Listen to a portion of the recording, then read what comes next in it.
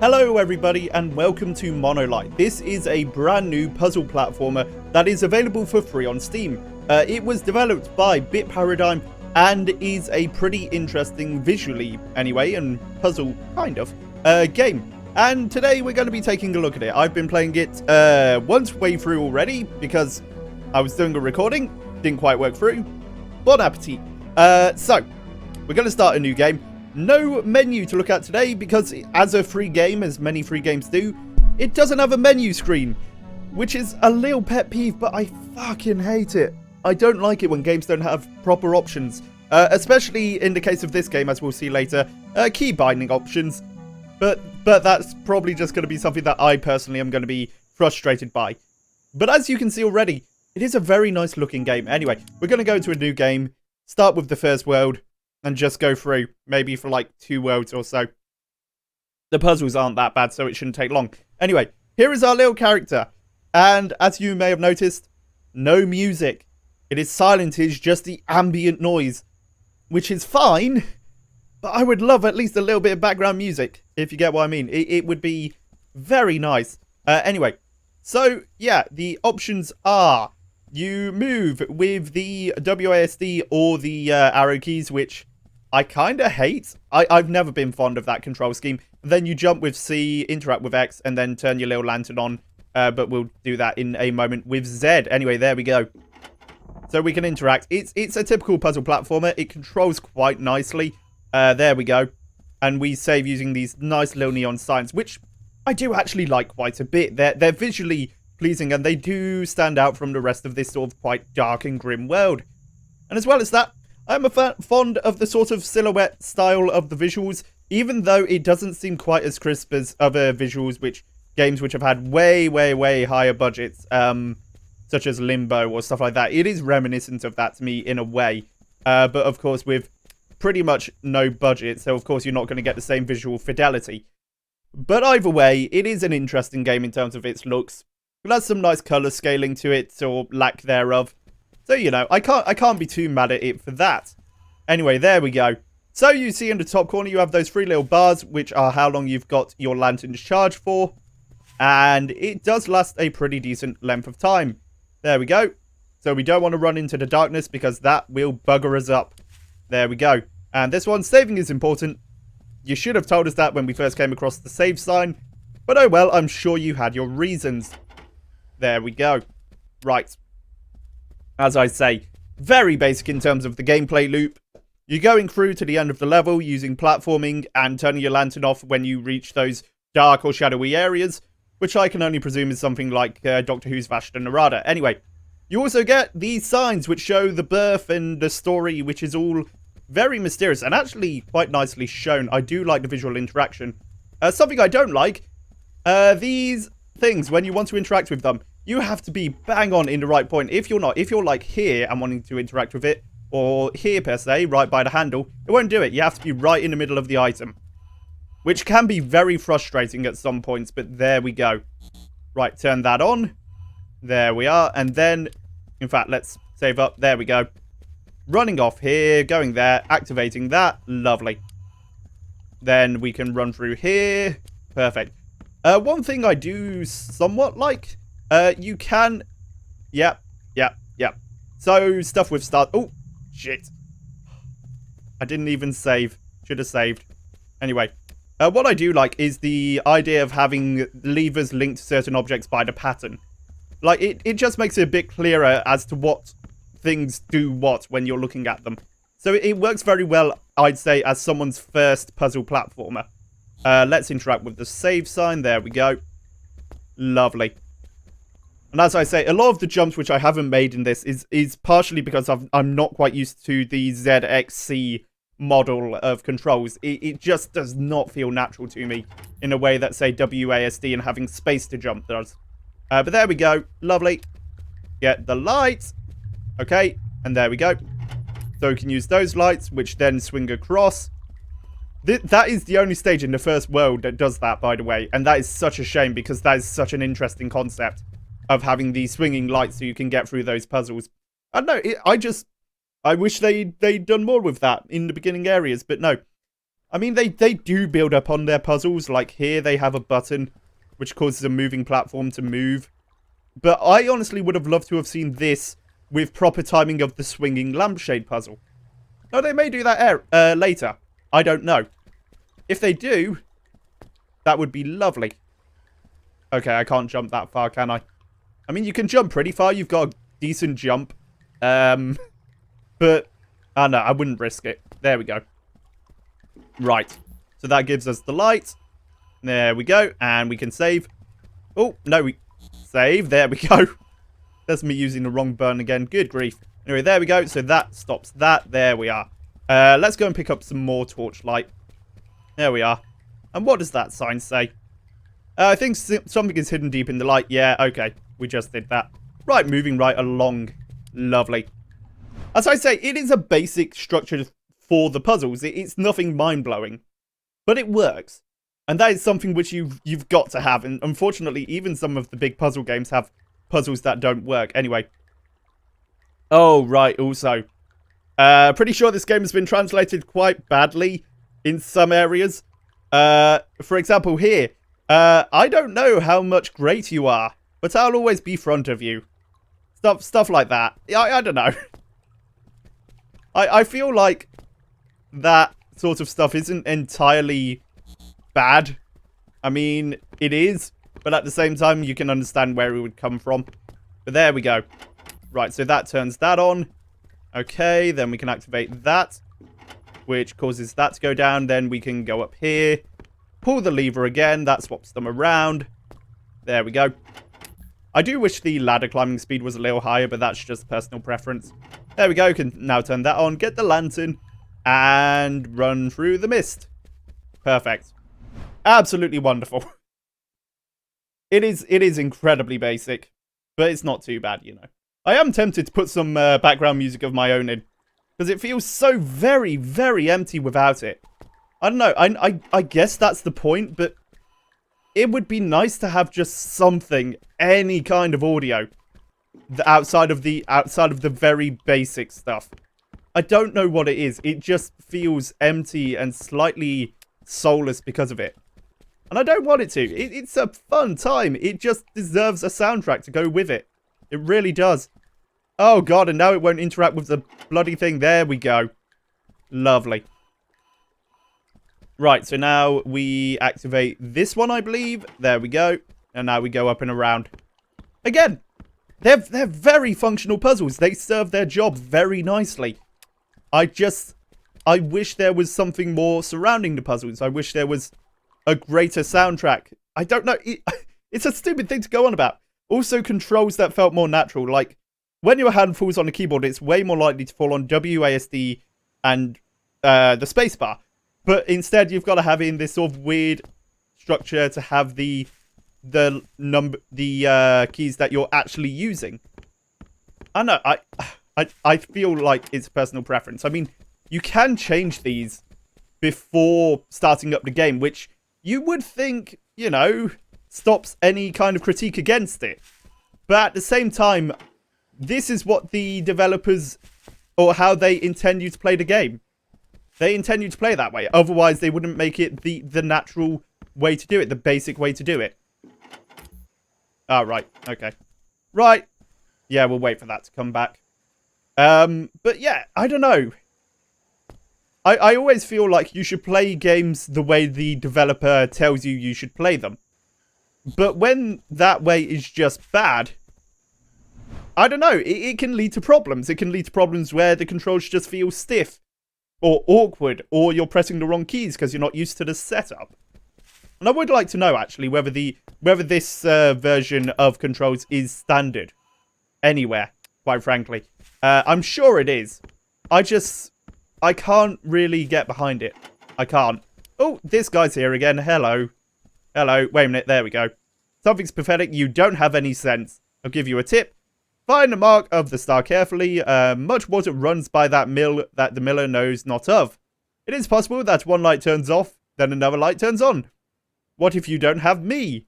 Well, I'm the one who win anyway. Perfect. Perfect. Well, there we go. You're quite right. I am the one who win. And I just fucked up.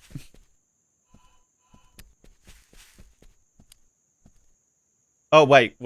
Okay. No, I fucked up. There we go. So we need to turn that switch. There we go. Once we... No, we don't have enough. We need to switch it again. There we go. We need to get a bit more light. There we go. Okay. There we go. Then we can bring it over here because this light's turned on. And again, it's a weird one because they're giving us the tutorial of how to do it after we've already done it. Like, at least once. It's such a bizarre way of structuring tutorials. But oh well. Who cares? There we go. Lovely. Right, hello you. Cough, cough. Oh, your new Saviour. It's good time. Yes, it is. It is very good time. Anyway, there we go. So he has extra batteries. We can pick them up.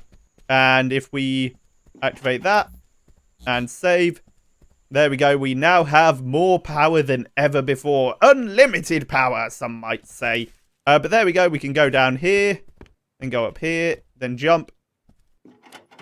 There we go. Go back. Power up again. Okay. Again, very simple, but it works. That is... especially when you don't fuck up like I just did. Oh, I should have saved when I used that switch as well. I will say, I do like the fact that you can use the switch multiple times. It's less a save and more of a checkpoint system. Which is quite nice, actually. I feel like that works quite well. But there we go. So that's activated again. Go up. There we go. Right, now we run back, power up our lantern again, and we should be able to make it all the way through. There we go. Wonderful. Look at that. Nice and simple. You get through it quickly, and it's all just very good. Now, there are only 35 levels altogether. Each world has 7 levels, and I believe there are 5 worlds. So, it's very, very basic in that regard. What does this say? Ah, the mutation. More story as to how stuff happens. Wonderful. Right, so we press that. There we go. Get the powers. Lovely. Use that to get down here. Use that. Use that. Jump. Lovely. Now we can activate that and use the save point. There we go. Now this one, oh shit. No! Oh, I screwed up. Okay. But no, this bit did give me some trouble in the version of this I played literally like half an hour ago just to try and get this done, because every time I tried to do that run and jump across back to here, I kept screwing up because I didn't realize that you were meant to do... So in fact, I can just show you what I did. I kept on trying to do it like this and then just climbing up the ladder normally. But if you do that, you don't have enough time to make it out before you die. Oh, apparently you did. Never mind. Just ignore me. I'm going crazy. Right. There we go. But every time I tried to do that, I literally would die just before I got to the end. At which point I realized, maybe I should probably jump on the ladder to get a bit more height, because the slowest movement in this game is from the climbing of ladders. So just anything that shortens that is better. Anyway, let's activate that. Then save. There we go. Lovely. And now we have some basic platforming. Lovely. Look at that. Right, what does that do? That moves that up. What does that do? It moves it down. Fair enough. That activates the star bot. Ooh. Okay. So I think, yeah, there was a star block there, so we can go back now. Then we can activate that. Lovely. I have a feeling like this is working. Let's go up then. Now this should mean we can fuck up. Oh damn. That was a screw up and a half. Anyway, so let's go up here. I haven't moved the block. Okay. There we go. And as I say, for a free game, it is... Ooh. Ooh. Oh, come on. You see what I mean about having to be in exactly the right place whenever you want to activate one of those switches. It is awful. There should be a way bigger detection box for that. That just is way too specific. I feel as if it just makes it much more of a pain to use something so simple as a lever than it should be. And it shouldn't be a pain at all. It should be fine. But oh well, that's what the game's sort of done for it. Okay. There we go. There we are. Lovely. I don't think we need any more lights, but we will save. There we go. And that should take us down to the end. Lovely. Okay. So we save here, pick up some more light. Run through there. Oh dear, there we go. Lovely. And there we are. Now, if, tell you what, let's see what's coming next. If whatever it is, we'll probably just finish up.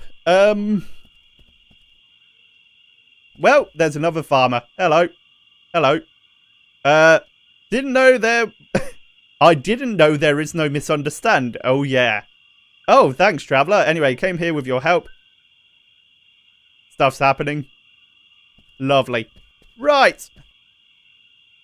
I don't have any words at times for the translations of this. But there we go. Lovely. I feel like this feels a bit like Limbo, but in the most basic of ways. Like, visually, it's got that same sort of visual style, and is a puzzle platformer. That's kind of it. I don't know why I would even compare the two. There's... I don't know. It's just so basic in comparison. But there we go. It's a visually distinct game, at least. Like, it works to the best of its abilities. Okay. Nope. I should have waited. There we go. Need to go up, get some more light, because I'm definitely not going to have enough to go down there. There we go. Right. Okay. Now we save. Go down here. Oh. Oh, you cheeky sod. Ah, it doesn't give you much time to get back into the light if you make a mistake like that. Anyway, there we go. Oh. Again. So little time. Okay. So that will activate the box we had. There we go. Oh! Oh, you cheeky sod. Come on. What are you doing? It's so frustrating. It really is. Anyway, there we go. Oh, I've run out of light. Okay. You really do have to get some pixel perfect platforming in here. There we go. Right.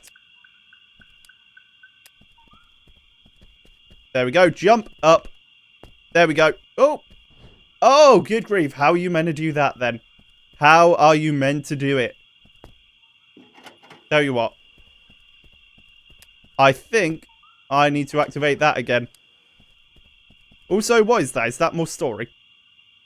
Oh, damn. Okay. Yeah, more story. Oh, shit. Oh, wait a minute. Go up. Yeah, no, I need more light. There we go. With a full bar, it should be more than easy. Right.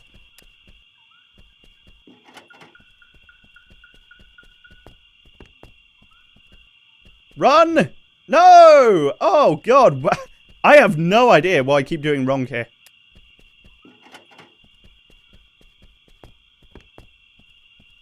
There we go. That should be it. Lovely. But now I don't have enough light. Okay. There we go. That should give it to me, shouldn't it? Save there. There we go. Right. And now we can get some more light. There is a lot of back and forth in these puzzles, but I don't mind that too much. It's fine. It is somewhat standard puzzle fare. But there we go. If we go down there. There we go. Now, where is the exit? There it is. Lovely. So there we go. That is pretty much how the puzzles go on. In fact, there we go. I'm going to end it there for today. We've gone through a decent number of puzzles. I feel like I've given you a decent idea of what this game is. So let's just go back to the title screen and finish off.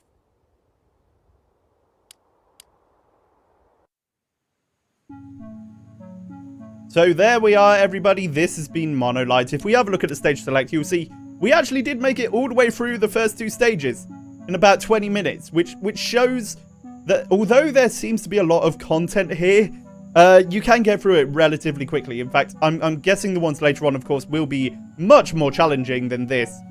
But it sort of gives you a sign of the difficulty of the puzzles and so on. It is a very simple puzzle game. So if that's your sort of thing, I can definitely recommend this. It's basic, but it's a good introduction if you want to do some basic puzzles and just spend some time. It's absolutely free, as I say, so I can't judge it too harshly. Its visuals are interesting, but at the same time, I really wish there was a soundtrack all throughout this game.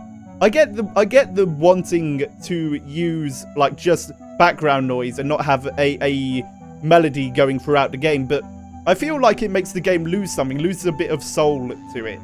I know, it's visually very interesting, it looks fantastic. I just can't really get behind the quietness and the denseness of that silence. It's just quite unremarkable in that aspect. I mean, the puzzles are fine, I just wish there was a bit more to it. Just a bit more. And a solid options menu, which drives me absolutely crazy. I can't. I just can't. Like, I want a game with a proper options menu to control sound and controls and all of that stuff. But oh well, there we go. I'm going to end it there for today, everybody. Thank you very much for watching. I've been Togglejam, and this has been Monolight, and I hope that you'll join me next time.